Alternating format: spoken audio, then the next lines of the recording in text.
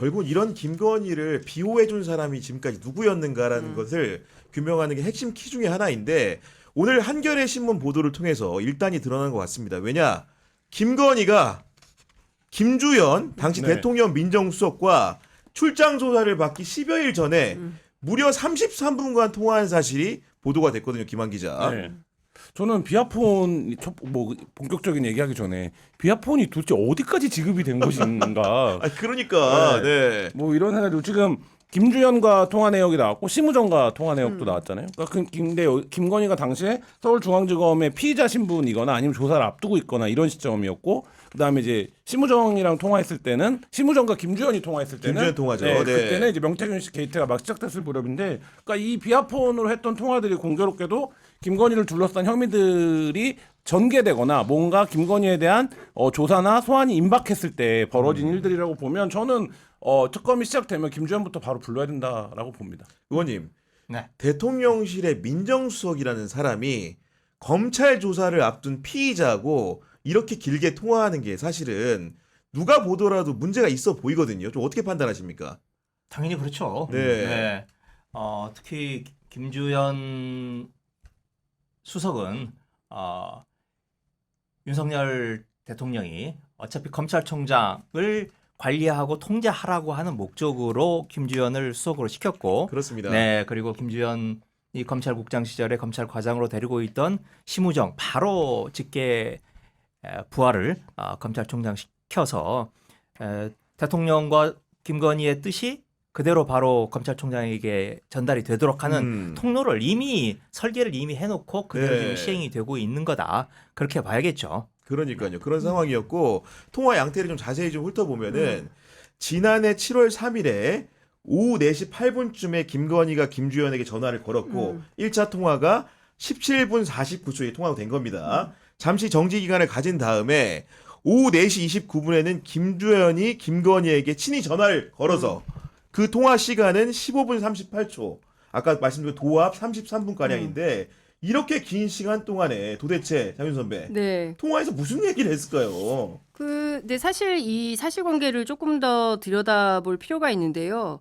그러니까 7월 2일 날 도이치모터스 주가 조작 의혹 사건 항소심에 대한 결심 공판이 있어요. 네.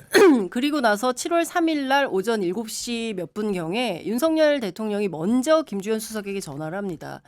그날 두 차례 통화를 하고 바로 그날 김건희 씨하고 비아폰으로 김주현 수석이 통화를 두 차례를 더 하는 거예요.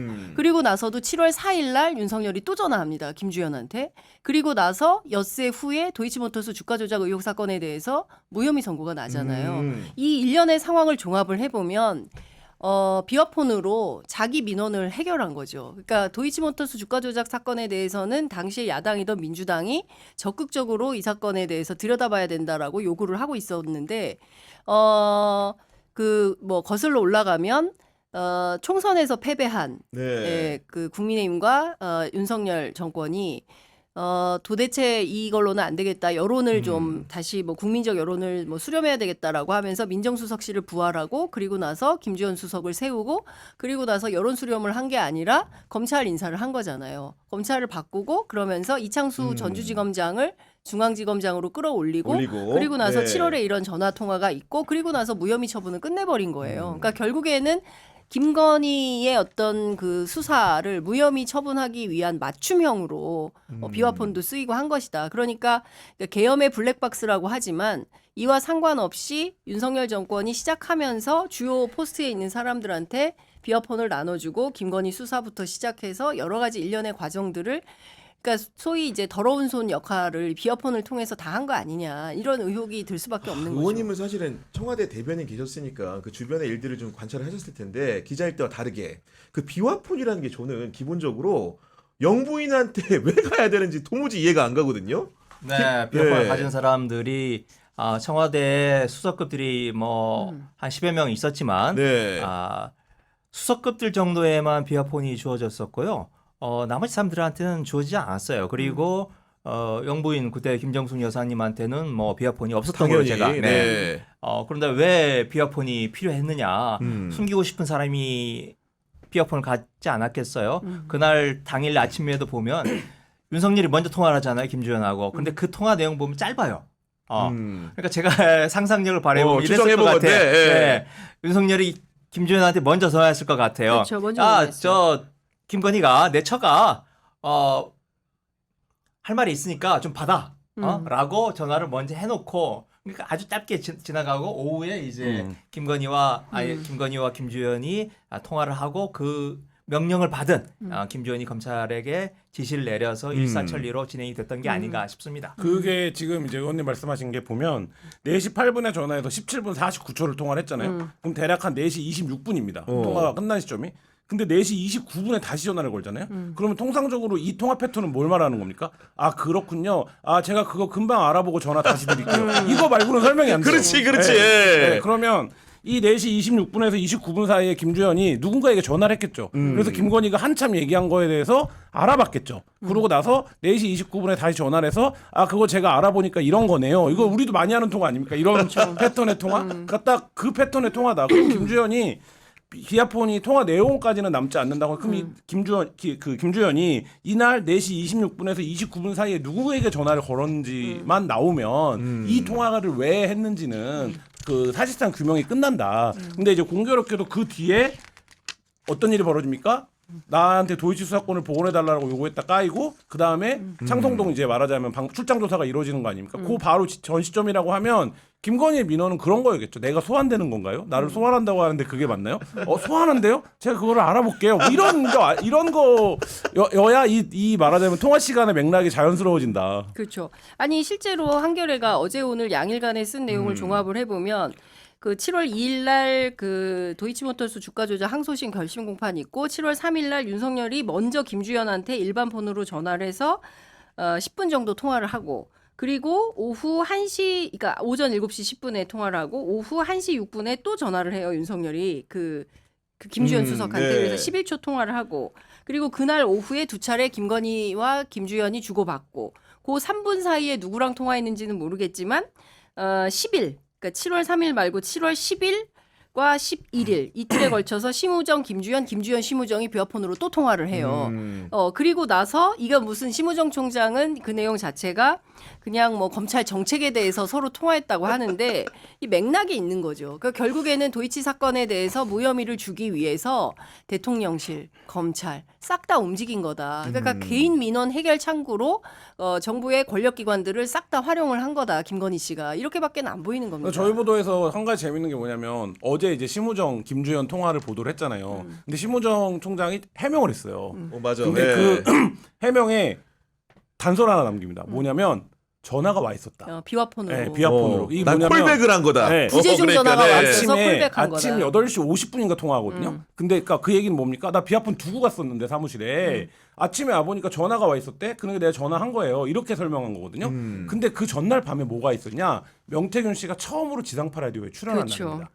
아 저녁에, 그날이 그러니까 그 전날 저녁에. 네, 전날 저녁에. 한판 승부에. 그러면 한판 승부에 명태균 씨가 출연해서 김건희 주요 언론이 제목으로 뽑았던 게 뭐냐면 김건희 윤석열 매일 5, 6개월간 전화해요. 그러니까 5, 6개월간 매일 전화해. 이거였거든요. 그러면 그 명태균 씨 인터뷰를 보고 대통령실에서 모종의 논의가 있었겠죠. 야 이거 뭐 이렇게 됐겠죠. 그러면 그 논의를 윤석열이 누구랑 했겠습니까? 외교수석이랑 했겠습니까? 안보수석이랑 했겠습니까? 민정수석이랑 했겠죠. 근데 그러고 나서 민정수석이 검찰총장에게 전화를 걸어놨고 검찰총장이 그래서 아침에 출근하자마자 민정수석에게 전화를 걸었다. 이거를 지금 심우정이 얘기를 한 거거든요.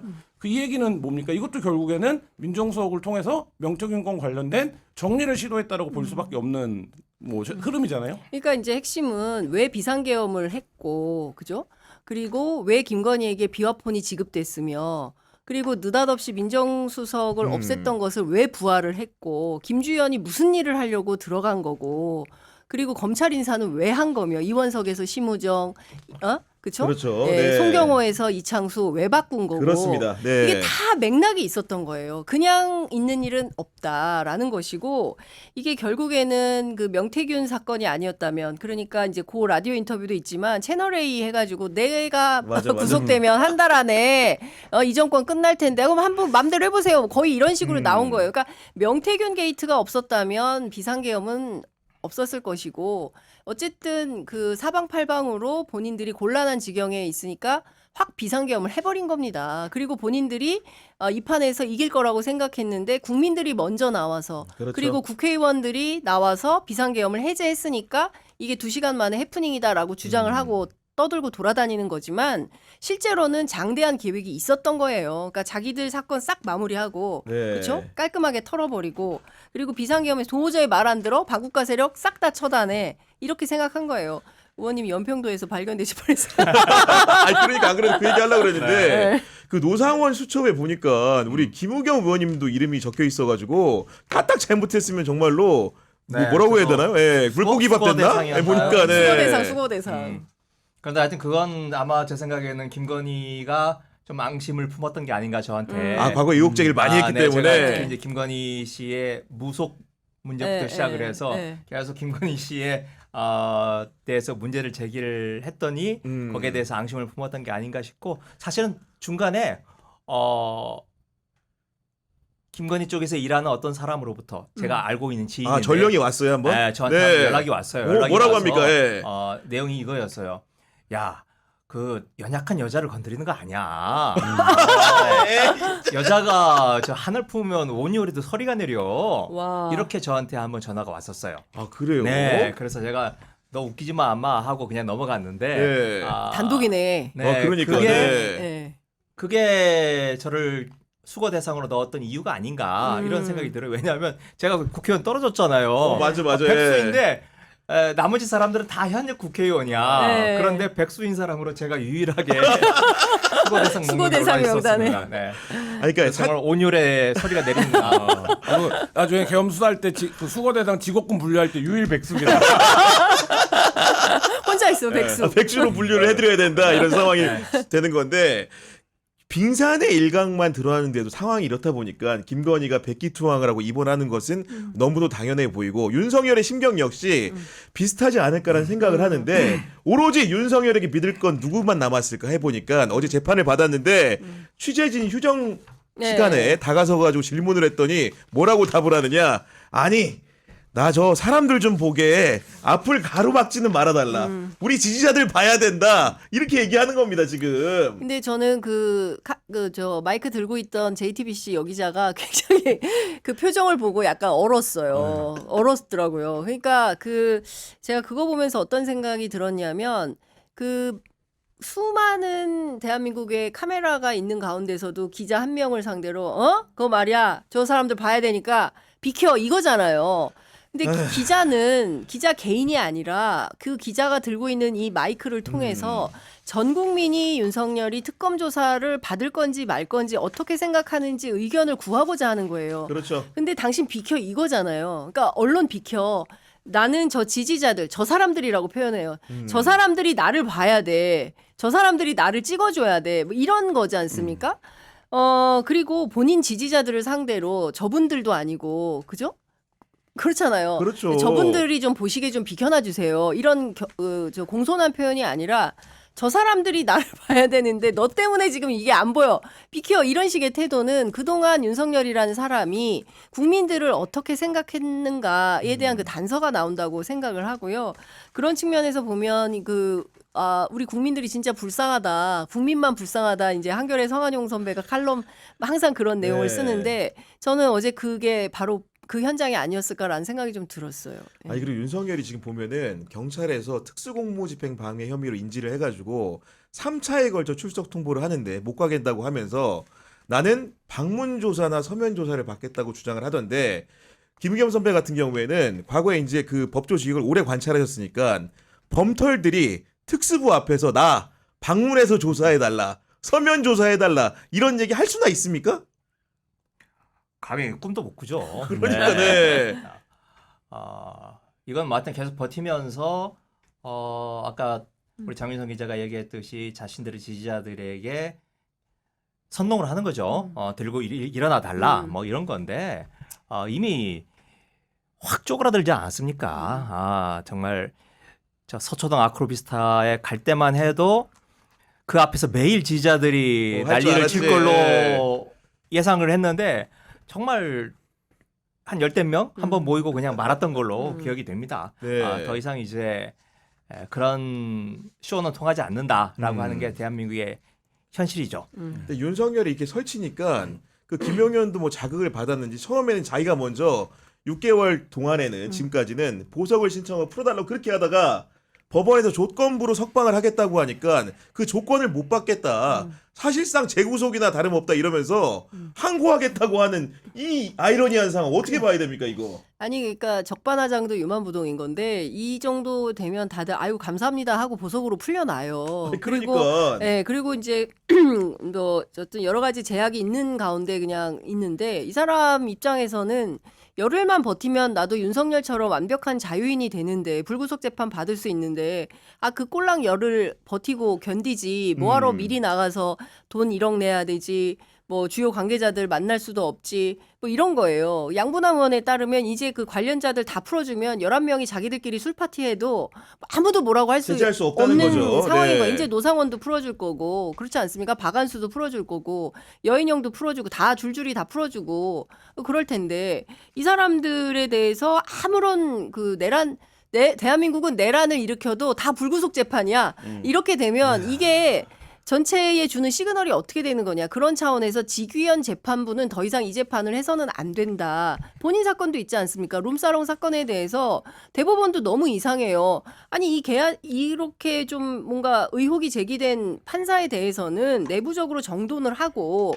재판부를 변경해서 다른 사람이 하게 하든가 그 의혹이 있는 가운데 이 재판을 하고 있는데 다 풀어준다? 이게 국민들의 눈높이와 상식에 맞는 재판이 될 수 아니 그리고 있겠습니까? 김한 기자 잘 알겠지만은 사실 6개월이 되면 풀어준다라는 거는 공식이기 때문에 수사라고 있는 검찰이 모를 리가 없는데 당연하죠. 이 검찰이 종전과 같았으면 다른 사람을 대할 때는 그렇게 인지해서 수사를 잘하는 기관인데 이번에는 아무것도 하지 않습니다 그리고 지금. 네. 직위원이 결정을 하는 거지만 상황을 만든 건 검찰이라고 생각해요. 그러니까 이걸 모르는 사람은 없죠. 모르는 사람은 없고 당연히 검찰도 이걸 했고 그동안 그래서 김용현이 계속 보석 요청을 했던 이유는 뭡니까? 다른 건으로 기소하기 전에 빨리 나가야겠다. 이렇게 생각한 거 아닙니까? 근데 수사를 받다 보니까 어떻게 되는 겁니까? 이거 다른 건으로 기소를 안 하네?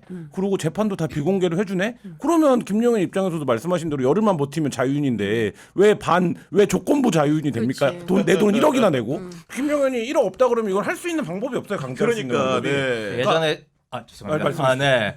그 직위원과 심의부장이 합작으로 윤석열을 내줬잖아요. 네. 직위원이 날짜를 이상하게 계산하는 방법을 하고 심의부장이 항고를 포기해서 나갔듯이 이번에도 똑같이 심의부장은 침대 재판을 하면서 질질 끌어주고 검찰은 추가 기소를 하지 않고 그렇죠. 네. 이렇게 서로 합작을 해서 나가게 된 거라고 생각을 합니다. 검찰이 마음만 먹었다면 얼마든지 추가 그럼요. 기소를 할 수 네. 있죠. 뭐 당장 생각나는 것만 해도 저 노상원의 비화폰 이거 지금 김용현이가 내준 거잖아요. 그렇지, 누가 줬습니까, 그거? 그거 네. 누가 줬습니까? 그것만 하나만 가지고도 얼마든지 뭐 추가 기소가 가능할 텐데 그건 그럼요. 간단하니까 네, 네. 네. 그런 조치를 하나도 안 하고 넘어간 거죠. 네.